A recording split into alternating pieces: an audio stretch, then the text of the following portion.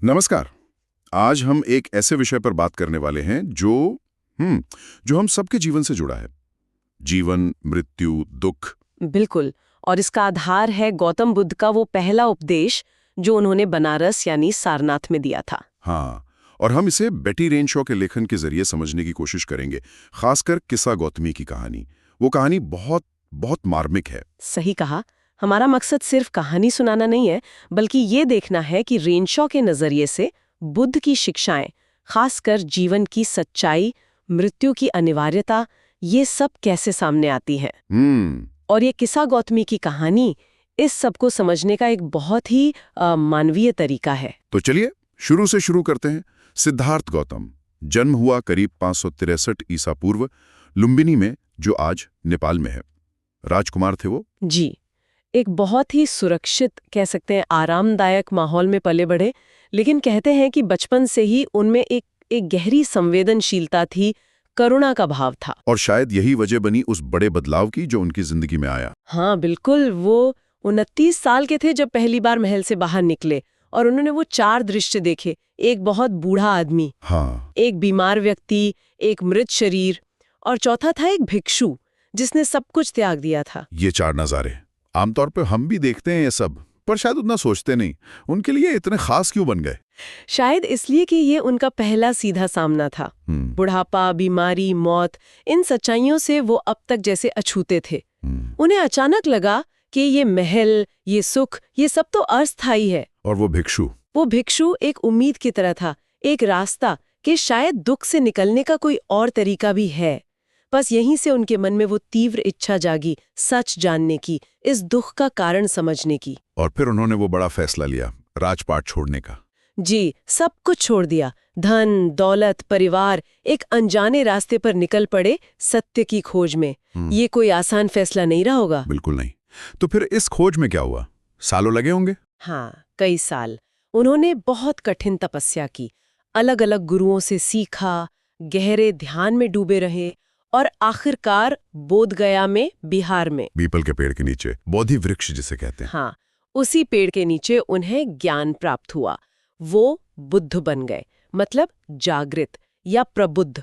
उन्हें दुख का कारण और उससे मुक्ति का रास्ता समझ आ गया। और इसी ज्ञान के बाद उन्होंने पहला उपदेश दिया सारनाथ में। बिल्कुल। ज्ञान मिलने के बाद वो सबसे पहले अपने उन 5 पुराने साथियों के पास गए जो तपस्या में उनके साथ थे। वो उन्हें सारनाथ में मिले, वाराणसी के पास। और वहीं दिया वो पहला उपदेश, जिसे धम्मचक्कप पवत्तन सुत्ता कहते हैं। जी, धम्मचक्कप वत्तन सुत्ता। इसका मतलब क्या है? धर्म के चक्र का प्रवर्तन, कुछ ऐसा? हाँ बिल्कुल।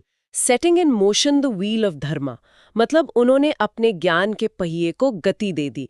यहीं से उनकी शिक्षाओं का प्रचार शुरू हुआ। और ये इतना महत्वपूर्ण क्यों है? मतलब इसमें खास क्या था? इसमें उन्होंने वो 4 आर्य सत्य बताए। दुख है, दुख का कारण है, दुख मिट सकता है, और उसे मिटाने का रास्ता है, और वो रास्ता है अष्टांगिक मार्ग। ये बौद्ध धर्म की एकदम बुनियाद है। तो ये तो हुई सिद्धांत की बात, लेकिन बेटी रेनशॉ हमें किस्सा गौतमी की कहानी से जोड़ती हैं, जो इसे बहुत प्रैक्टिकल बना देती हैं। हाँ, किस्सा गौतमी की कहानी सीधे दिल को छूती है और बुद्ध की शिक्षा का मर्म समझाती है। वो एक आम औरत थी जिसके इकलौते बेटे की मौत हो गई थी।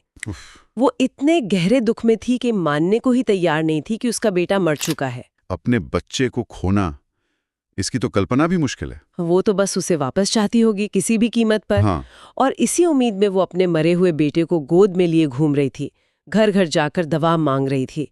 लोग उसे पागल समझ रहे थे। फिर किसी ने उसे बुद्ध के पास भेजा? जी, किसी ने सलाह दी कि बुद्ध शायद कोई मदद कर सके, तो वो बुद्ध के पास पहुंची। बुद्ध ने क्या किया?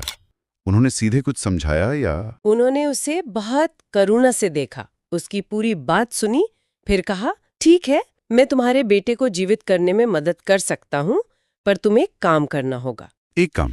क्या काम? उन्होंने कहा, मुझे 1 मुट्ठी सरसों के बीज ला कर दो। सरसों के बीज? ये तो आसान है, इसमें क्या मुश्किल थी? मुश्किल थी उस शर्त में जो बुद्ध ने साथ में रखी।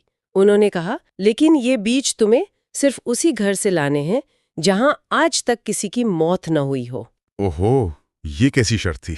ये तो नामुमकिन है। ऐसा घर कहाँ मिलेगा? बिल्कुल। और यही बुद्ध की शिक्षण पद्धति की खासियत है, जैसा रेनशॉ बताती हैं। बुद्ध जानते थे कि ऐसा कोई घर नहीं मिलेगा। तो उनका इरादा क्या था? उसे झूठी उम्मीद देना? नहीं नहीं, झूठी उम्मीद नहीं, बल्कि उसे खुद अनुभव से सिखाना। वो चाहते थे कि किसा गौतमी सिर्फ अपने दुख में न डूबी रहे, बल्कि ये समझे कि मृत्यु एक सार्वभौमिक सत्य है जो सबके साथ है। मतलब करके सीखो वाला तरीका।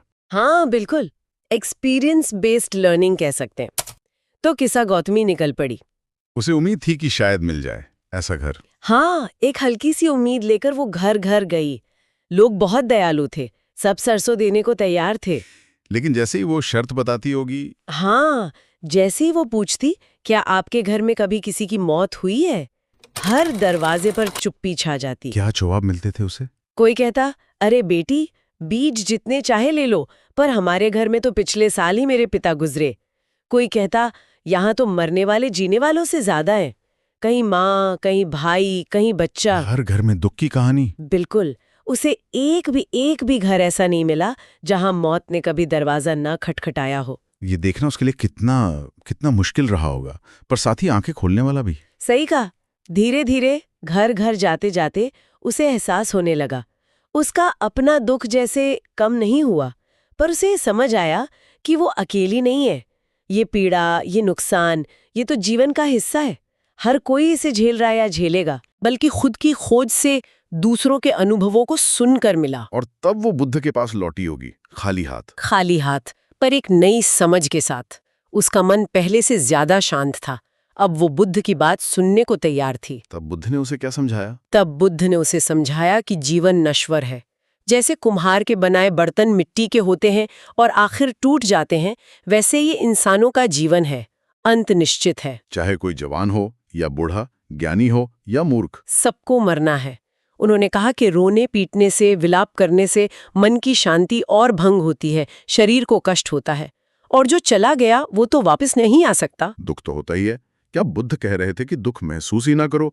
ये कैसे मुमकिन है? नहीं, वो ये नहीं कह रहे थे कि भावनाएं दबा दो। रेनशॉ भी यही कहती हैं। बुद्ध का जोर था दुख की जड़ को समझने पर। और वो जड़ क्या है? वो जड़ है हमारी गहरी आसक्ति, हमारा मोह, चीजों से, लोगों से, अपनी जिंदगी से भी। जब ये हमसे छिन जाते हैं या बदल जाते हैं तो हमें तकलीफ होती है। ये मोह वाली बात, अटैचमेंट, ये आज के ज़माने में बहुत रिलेटेबल है। हम सब चीज़ों के पीछे भागते हैं, रिश्तों में बनते हैं, सफलता चाहते हैं। हाँ, और बुद्ध ये नहीं कह रहे कि ये सब छोड़ दो, बल्कि ये समझो कि ये सब अनित्य है, मतलब परमानेंट नहीं है, बदलने वाला है। तो रेंशो के हिसाब से बुद्ध क्या सिखा रहे थे? वो सिखा रहे थे कि असली शांति तब मिलती है जब हम इस अनित्यता को, इस बदलाव को स्वीकार कर लेते हैं, जब हम अपनी खुशी उन चीजों पर टिकाना बंद कर देते हैं जो हमेशा रहने वाली नहीं है। अनासक्ति, डिटैचमेंट। हाँ, पर डिटैचमेंट का मतलब उदासीनता या बेरुखी नहीं है। मतलब है चीजों को इस्तेमाल करना, रिश्तों को निभाना, पर उनसे चिपकना नहीं। इस तरह से नहीं जुड़ना कि उनके जाने पर हम पूरी तरह टूट जाएं। ये समझना और करना आसान नहीं है। का मार्ग यही है, ये समझना कि दुख जीवन का हिस्सा है, मौत अटल है, और हमारी ज्यादातर पीड़ा हमारे अपने मन की वजह से है, क्योंकि हम चाहते हैं कि चीजें हमेशा वैसी ही रहें जैसी हम चाहते हैं। जो इस सच को समझकर अपने स्वार्थ और इच्छाओं से थोड़ा ऊपर उठकर करुणा और समझ के साथ जीता है, उसे ही शांति मिलती है। बुद्ध के अनुसार यही निर्वाण की तरफ पहला कदम है, दुखों से मुक्ति। तो अगर हम बैठे रेंशो के नजरिए से देखें कि गौतमी की कहानी और बुद्ध के उपदेश का सार क्या है, मुख्य बातें क्या हैं जो आज भी उतनी ही जरूरी हैं? पहली बात तो बिल्कुल साफ है, मौत ये सबकी आनी है, ये अटल है। इसे स्वीकार करना ही समझदारी की शुरुआत है। इससे भागना या इसे नकारना बेकार है। और दूसरा, बुद्ध का सिखाने का तरीका, अनुभव से सीखना। उन्होंने किसा गौतमी को सीधे जवाब नहीं दिया, उसे खुद खोजने भेजा। इससे जो समझ बनी वो गहरी थी, टिकाऊ थी। और तीसरा सबक शायद वो आसक्ति या मोह वाला है। निश्चित रूप से रेनशॉ का विश्लेषण यही दिखाता है कि बुद्ध दुख का कारण बाहरी हालात से ज्यादा हमारे मन के रिएक्शन और अटैचमेंट में देखते थे। कि चीजें बदलेंगी, ये नियम है, और मोह ही दुख की जड़ है। हाँ, ये समझ हमें अपनी तकलीफ कम करने का रास्ता दिखाती है। असली शांति बाहर की चीजें बदलने से उतनी नहीं मिलती जितनी अपने अंदर के नजरिए को बदलने से मिलती है। ये वाकई बहुत गहरी बातें हैं, और ये सिर्फ बौद्धों के लिए नहीं है मेरे ख्याल से। नहीं, बिल्कुल नहीं। ये हर उस इंसान के लिए है जो जीवन को समझना चाहता है, जो दुख से निकलने का रास्ता ढूंढ रहा है। किस्सा गौतमी की कहानी हमें यही दिखाती है कि मुश्किलों के बीच भी शांति मिल सकती है अगर हम सच्चाई को स्वीकार करें और अपने मन पर काम करें। बिल्कुल। उसकी यात्रा अपने निजी दुख से शुरू होकर एक सार्वजनिक सत्य की समझ तक पहुंची। ये हम सबके लिए एक प्रेरणा है। यह बातचीत वाकई सोचने पर मजबूर करती है। बुद्ध ने कहा कि मोह, सांसारिक चीजों से लगाव दुख का कारण है। हाँ, क्योंकि वो चीजें अनित्य हैं, बदलती हैं, खत्म होती हैं, और जब वो बदलती हैं तो हमारा मोह दुख बन जाता है। इसीलिए मोह से मुक्ति, अनासक्ति को शांति का रास्ता बताया। तो यहाँ हम अपने श्रोताओं के लिए एक सवाल छोड़ जाते हैं। आज की दुनिया में जहाँ इतना भौतिकवाद है, सोशल मीडिया है, सफलता की इतनी दौड़ है, हम सब भारी चीजों से अपनी पहचान जोड़ते हैं। ऐसे में बुद्ध का ये मोह त्याग या अनासक्ति का सिद्धांत कितना प्रैक्टिकल लगता है? क्या आज की भागदौड़ वाली जिंदगी में रहते हुए भी कोई इंसान अपने दुखों को कम करने के लिए इस विचार को किसी भी रूप में, छोटे या बड़े, अपने जीवन में उतार सकता है? और अगर हाँ, तो कैसे? कहाँ से शुरुआत की जा सकती है? हाँ, कैसे? इस पर सोचना दिलचस्प हो सकता है।